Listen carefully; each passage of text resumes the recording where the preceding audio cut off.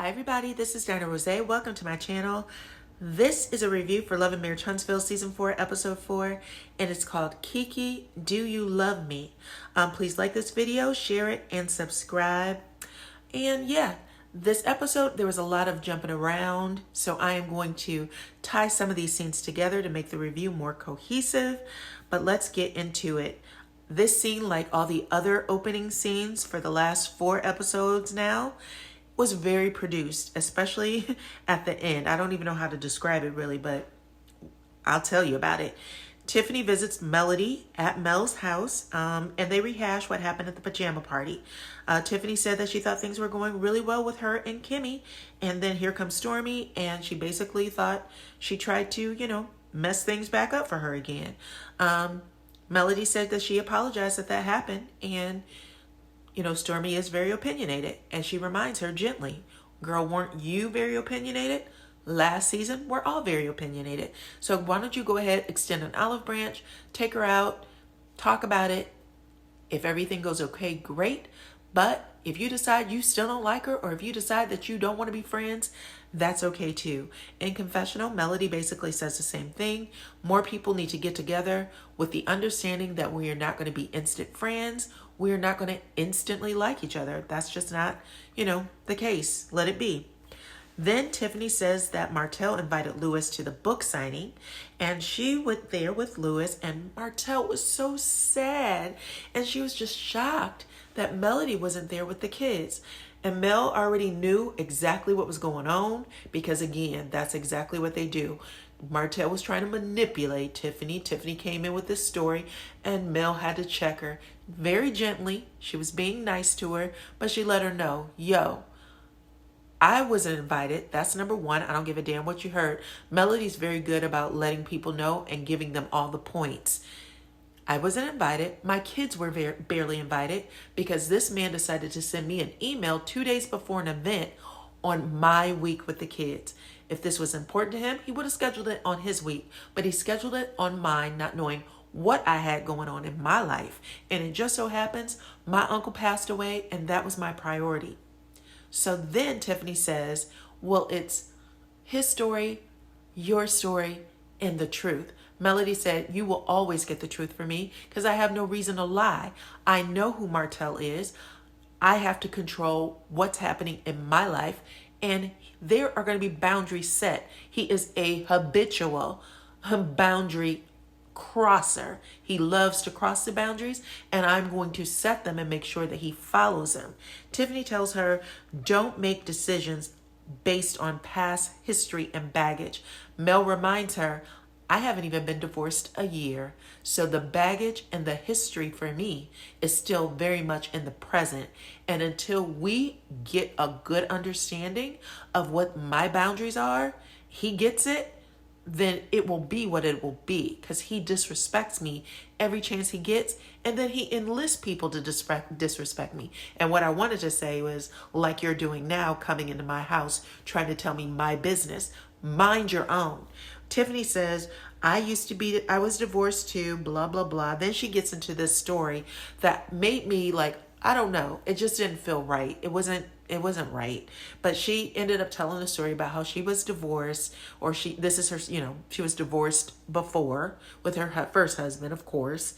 And that she basically divorced him because she didn't think that he could provide the lifestyle that she wanted. He didn't have enough money. He wasn't providing the lifestyle. He was working all the time to give it to her, but he was falling short. So she bailed out of there. She also said that he was her soulmate. What the hell? And then she said that the man died, and every time she would see him on the street, she would think that was her soulmate. But she ends up marrying Lewis, and now she knows she can be the person to Lewis that he deserves. This scene and story sounded so made up that I didn't even know how to tell it to y'all. So I'm going to end it on that note because it was really bad to me. So in another scene, Tiffany and Stormy, they meet for drinks. It's supposed to be a scene where Stormi apologizes to Tiffany, but by the end of it, you're not sure that anything actually got resolved. Stormi is rolling her eyes and staring off into the camera, like literally deadpanning the camera while Tiffany is talking. And Tiffany is like completely oblivious to any type of facial or just anything. Like, she's not paying attention to that. This girl is not feeling her. Every once in a while, she's like, I thought we were here to apologize. I thought we were here to apologize. By the end of it, it seemed like they may have bonded over motherhood, and Tiffany said she wanted to find her birth father. Stormi was like, yeah, you know, basically my father's my ace. So I feel for you not being able to know who your real father is. When they close the scene, I think Tiffany says something like, are we good? And Stormi's like, you know, we're just getting to know each other. And she was like, is that good or bad? And Stormi says, it is what it is. So no, they definitely didn't resolve anything. They literally just sitting in front of each other. Tiffany rubs people the wrong way. And I know that Stormi like sent her flowers and made a big production of it on social media. But my God, that was an ugly scene as far as I'm concerned. It actually made me laugh. But yeah, I don't know. They didn't seem cool. So the next scene also felt very produced. Maurice visits Marsau at Black. They have small talk about the honeymoon. Then Lewis comes in to talk to Marsau for whatever reason. Maurice joins them. Lewis has a look on his face like he's over it. He's not with the shits, which is all Marsau know how to give. So we got that. Marsau is caught up on, you have a bad marriage, which is not what Lewis said at all. They do a flashback, and what Lewis actually said was, the confidence is lost, which is what Marsau said. He paraphrased it, but Marsau said, Tisha used to be very confident. She's not anymore. Used to walk with her shoulders back. Now she's slumped over. Those were his words. Tiffany said they're in a marriage that's not so great because they don't communicate. Also, true, very true, but not the words, they have a bad marriage. And I point that out because Marsau is a stickler for the exact words. That's the reason why he put the picture out, because he said his brother actually said something that was not accurate.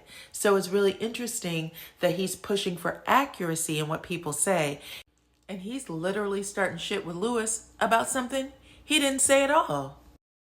Anyway, now I'm kind of curious if Tiffany and Lewis have some other history or other information in their vault about Marsau, because Marsau pushes at them a little too much, and he gives a lot of other people a big pass. I'll just say that.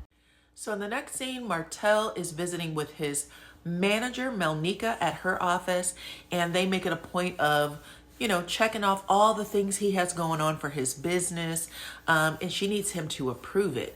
Apparently, she is pushing for him to have his shirt off and probably almost everything, and he's kind of feeling a little, I don't know, sexualized maybe, but he says he didn't like that his shirt was off on his cookbook, and he needs to make it more commercial. I think at this point, anything with Martell's face on it isn't doing well, so they're just hoping that they can redo the book cover with, you know, some veggies on it, and maybe people won't recognize the name and just buy the book. That's what I think they're doing there. But either way, she says we need to get ready for the wine release, and is there any place that we can do it other than Huntsville, because your name is basically mud here. And yeah. He says, let's do it in Atlanta. She says, who are you inviting? We need some celebrities, friends. He says that he's going to invite Marsau and Maurice. She said, is it going to be positive or negative? Because right now that picture was not funny, that it was a PR nightmare, that she is not trying to, there's not a whole lot she can do if they keep bringing up situations where, you know, everyone's reminded that Martell is a hoe. So in confessional, Martell does what he does best, which is basically blame everybody for his choices. He tells a sad sob story about how, you know, he almost lost himself. And after the divorce, Melody and social media and all of these other people brought him down and tried to make him, basically ruin him, ruin him, make him lose himself. But he was able to lift himself back up with his family and his friends who talked to him and reminded him that he's a good person. And I don't even have anything else left to give to this, but that happened. Melnica tried to co-sign it. I know you. I know your family. Again, okay, ma'am, if you say so. So the last scenes have to do with Tisha. First up, Kimmy visits Tisha at her house. We are supposed to assume that they have not seen or talked to each other since the reunion. You can absolutely tell that they did. The scene was completely produced. At that reunion stage, they were heated, upset. Kimmy said, if you were not my family, I would not be your friend. And Tisha was puffed up like a blowfish. Kimmy looked really pissed off. But in this scene, it's like it never happened. I misspoke. I didn't mean it like that. Tisha said something like, I don't even fight people that aren't my family because my family are the ones that I love. The family is the one that affect you the most. And then Kimmy was like, well, let me hip you to this. Your family, your good friend, cousin KeKe, was at Mel's house for the pajama party. They both start talking about that. Why would she invite her? I didn't even know they were that close. I didn't even know they were that cool. She was like, well, your name came up and people talked about you quite a bit. KeKe had some things to say. So you might just want to give her a call, find out what's going on. So next scene or last scene, KeKe visits Tisha at Black and they get right into it. Tisha says, Kimmy told me that you were talking about me at Melody's party. And KeKe said, well, I didn't say anything degrading. And I wasn't really talking about you behind your back. Tisha was like, well, I thought that we were, that we were cool. Why would you take it over there? And she was like, Tisha, you've said way worse things about me to Melody and Martell, and you were laughing at my pain. So then Tisha said, well, look at the source. We were never laughing at you. And then KeKe said, Tisha, you told me you were laughing. You said it and you apologized. Then Tisha got super self-righteous. Well, if I apologize, then why are you bringing it back up? That was 4 years ago.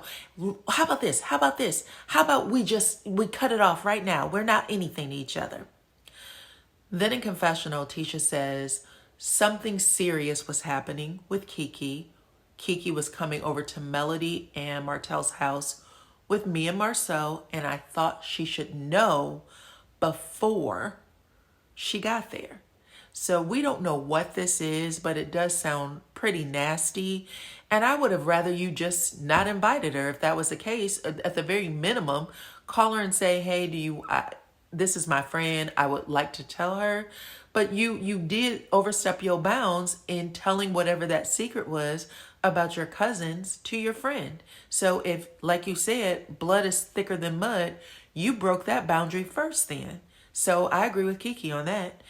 And I don't think KeKe said anything bad. However, I do know how that would make you feel. At least on camera, she didn't say anything bad. What the viewers got to see. Maybe there was much more to say it. But Tisha gets super self-righteous, talking about, how about we just be nothing to each other? We're done. We're no longer family or whatever. And she gets up, walks out, calls Kimmy, I guess Kimmy is supposed to talk her down or whatever. But the way she is complaining is very similar to what Melody said. You are bringing up some stuff that I thought was squashed, and I can't live in the past with you. Tisha basically said exactly that about her cousin KeKe. So Tisha and Marsau are two of the most self-righteous people on television. Like, they sit there, they will do the ugliest and nastiest things to people, talk about people like a dog, treat them like trash, and then get mad when someone reminds them that they did it. Or say, oh, I wouldn't have done it if you wouldn't have done this to me first. You're a damn lie. You always do it to people first. The fact that they get so angry when someone brings it up or remind them is weird to me. And you didn't even ask the girl what she said. At least we didn't see it on camera. If she says to you, I didn't say anything that was degrading or, really offensive behind your back, then at the very minimum, ask her what it is so that you can at least say, hey, Kimmy, this is how what's going down. Because you told her Kimmy told you. But right now it sounds like Marsau and Tisha are so hell-bent on keeping things off camera. Honestly, bring on a new couple. Get them off. Get Martell off and Tisha and Marsau at this point. Because you guys are literally wasting everybody's time. So that's what I say. I don't know if KeKe's going to bring up what her situation is. But that whole scene, the fact that nobody was really saying anything, it was a waste of time. So anyway, this is the end of this video. I appreciate you guys. Let me know what y'all think. Like, comment, subscribe, and share this video. And I will talk to you on the next one.